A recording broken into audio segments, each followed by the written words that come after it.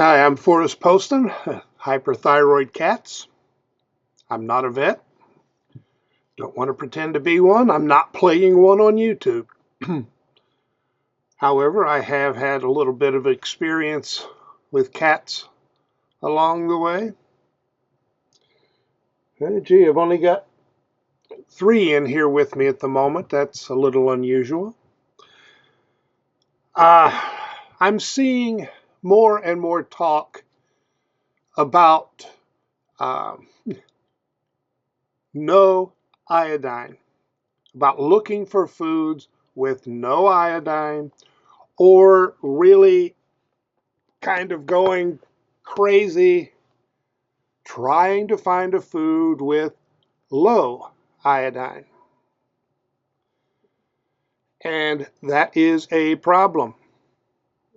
So I'm going to cover some basics and some of what the studies have shown about iodine in cat food, and the issue with iodine in fish. And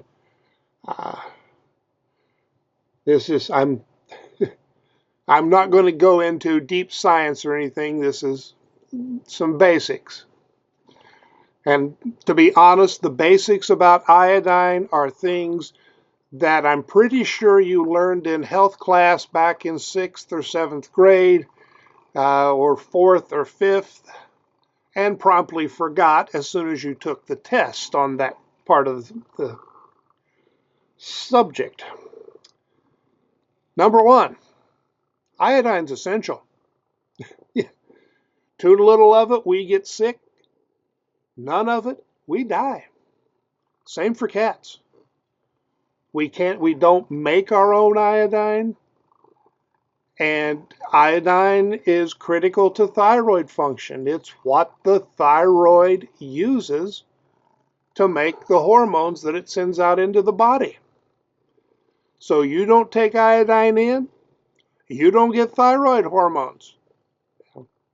I mean, I'll cover that a little bit more in a moment.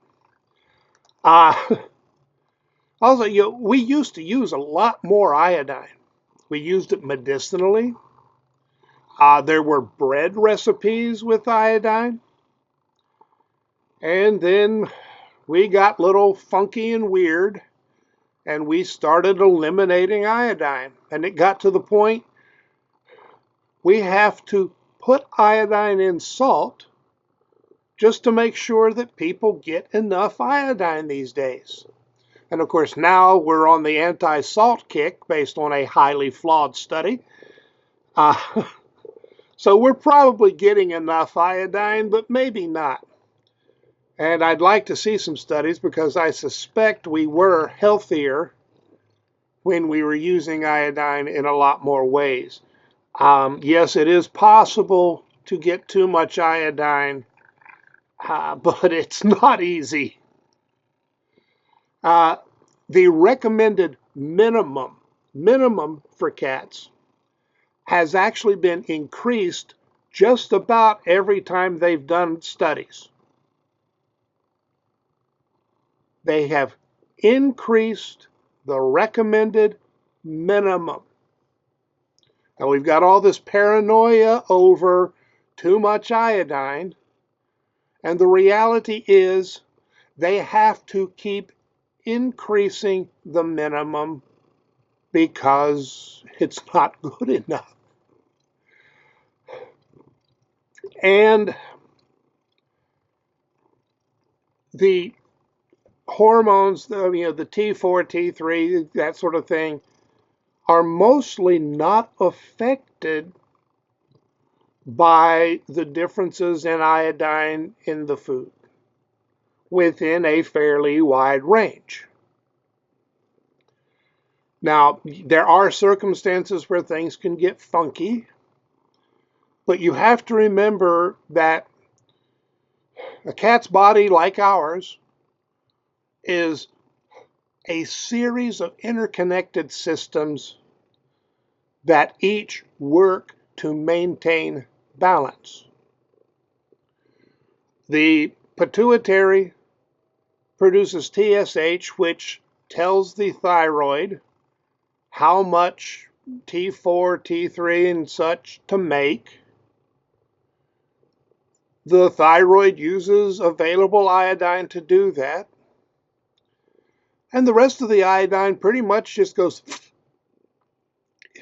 we don't typically store iodine, which is why we have to keep taking it in on a daily basis. The body maintains the necessary iodine levels to produce the right amount of hormones. Now, part of the reason things get funky with a cat and hyperthyroid is because the tumor causing the problem shuts down production of TSH and takes over.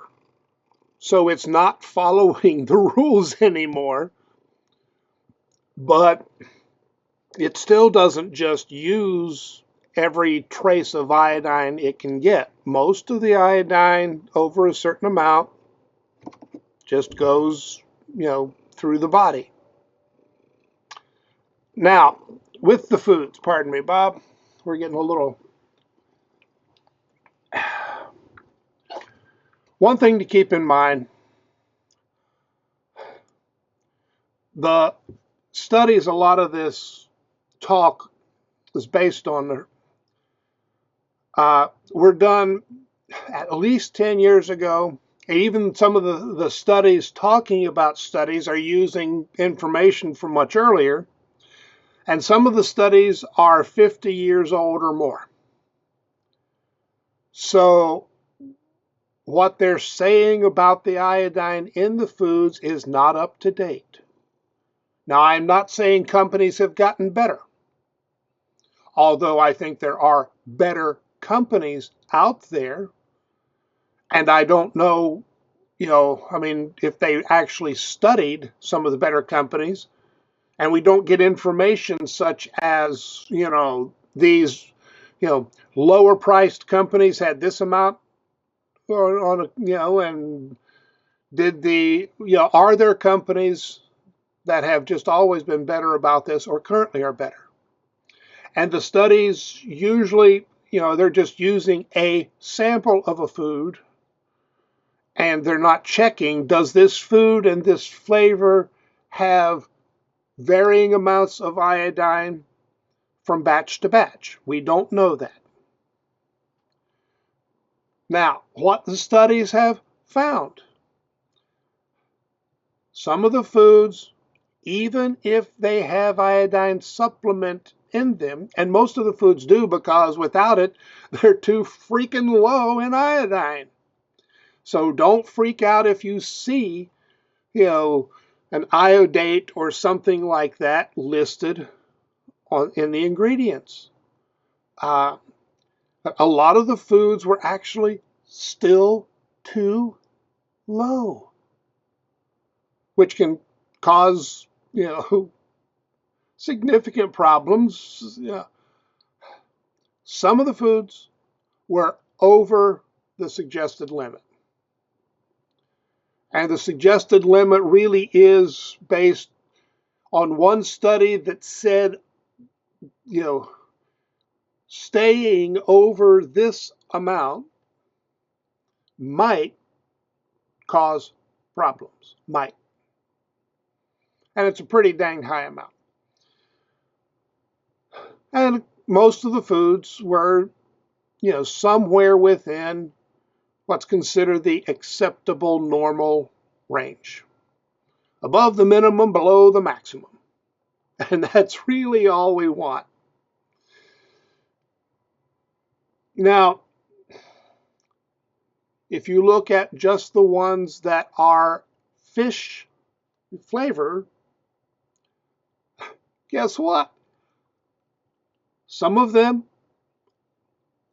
were too low in iodine. The idea that all fish is high in iodine or all fish flavored foods are high in iodine is not correct. Now, it's a guess, but I suspect that on average, how much iodine is in a given type of fish depends on how high that fish is on the food chain. I would guess that the higher on the food chain, maybe the more iodine. I don't know for sure. But of course, if it just says fish on the ingredient list, you don't have a clue what kind of fish it is. Sometimes it's listed. But you know what? Sometimes with some of the foods one study tested for your ingredients, there were fish flavored foods that had no fish. Had no fish. And I really think they need to be telling us which companies, because there's a lawsuit in there. And of course, this was years ago, so it may not be true today. But let's see, I've lost my, yeah, there we go. So multiple things here. One, the amount of iodine within a certain range does not typically affect the T4. The body uses what it needs and essentially disposes of the rest. There are conditions under which the body stores iodine, but yeah, that gets complicated, and don't start worrying about that. And the amount of iodine that's in the foods is inconsistent, or was inconsistent. I hope some of that has been fixed.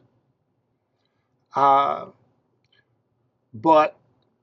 you can't just say avoid all fish because it's all high in iodine. That's not accurate. That's not true. That is a lie. You say it once, it's inaccurate. You say it twice, it's a lie. Now, there are reasons to minimize fish in the diet if you can. Fish tends to be high in pollutants because they accumulate pollutants from what they eat. And we have polluted the waters. So mercury levels have been high in fish for decades. PBDEs tend to be high in fish, and PBDEs used as flame retardants are the most likely cause of the tumor in feline hyperthyroidism. So, yeah, it is possible that too much fish means more PBDEs, which may increase the risk of hyperthyroidism in cats. There's a whole lot of ifs in that, sequence. And the reality is some cats are going to eat seafood of some type. They are going to insist. You will drive yourself nuts. You will drive the cat nuts trying to get rid of it. And if fish is down the list of ingredients, it's generally just not important. It's a much smaller amount and pretty hard to avoid. And you're better off just trying to concentrate on overall nutritional quality, what the budget will allow, and what the cat will eat. That's the basics. So the paranoia is unnecessary. It is inaccurate. Iodine is essential. You are not helping the cat or reducing the hyperthyroidism by trying to find a food that lists lower iodine. And even if you ask the company and they tell you how much iodine is in the food, that may not be accurate all the time. Now, having said that, you ask, okay, then how does the Hills YD work? And it works by keeping the iodine consistently at a very low level. Consistently very low level. About half of the lowest recommended minimum I found. Now they call it iodine restricted, and essentially you are not giving the body enough iodine to make more T4. The tumor, which is part of the thyroid, in this situation, uses the available iodine to make what T4 it can, and then that's used up. Now, there remain questions of whether or not this is really iodine restricted or iodine deficient, but I'm not aware of any studies of cats eating it, for over 4 years and then what their health is. Iodine deficiency is something that tends to take a long time and then just shows up in some vague ways sometimes. Now, one of the risks, I think, with YD, and again, this is just something based on what I was looking at around, if a person, this is in humans, if a human is iodine deficient for an extended time and then takes iodine supplements or intakes large amounts of iodine to fix the problem, it actually sometimes causes a jump into hyperthyroidism. The body can't adapt quickly enough. So I do want, I think in the future, people switching off of YD, I will suggest a slow transition. Let the body adapt. And I think that is usually its weight usually has to be done with food in cats anyway, just to prevent upset. But there really just hasn't been any consistent connection between food iodine levels and changes in the T4. And there is not a consistent connection between fish iodine level and hyperthyroidism in cats. Now, might it happen in some cats?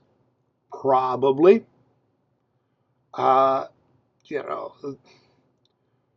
Maybe. But is it worth the extra stress you put on yourself and the cat to try and find the perfect iodine level? Probably not. The best nutrition you can, without worrying too much about, this ingredient or that ingredient, just quality meat, good moisture level, minimal fillers. What the budget will allow, what the cat will eat. And that can drive you crazy enough. Okay. I hope that clarifies some things. You can go read the studies, which are confusing because how they measure things keeps changing. And it's just, but look carefully at the studies and what they really say. Because generally speaking, these studies have not been saying avoid fish, avoid iodine, or anything like that. They have presented some issues, and mostly just issues on inconsistency. It's other people who take the information and turn it into something extreme and absolute, oversimplified, and then that hits the media and the internet and drives everybody nuts. All right, I think I have rattled on long enough. Please subscribe to the site. Click the thumbs up button. I'd rather that you avoid the thumbs down button if you can manage that. Make comments with minimal profanity. Click the share button. Tell your friends, tell your enemies, and tell the people you pass on the street. Thanks for dropping in, and I'll see you later. Go have fun with the cats.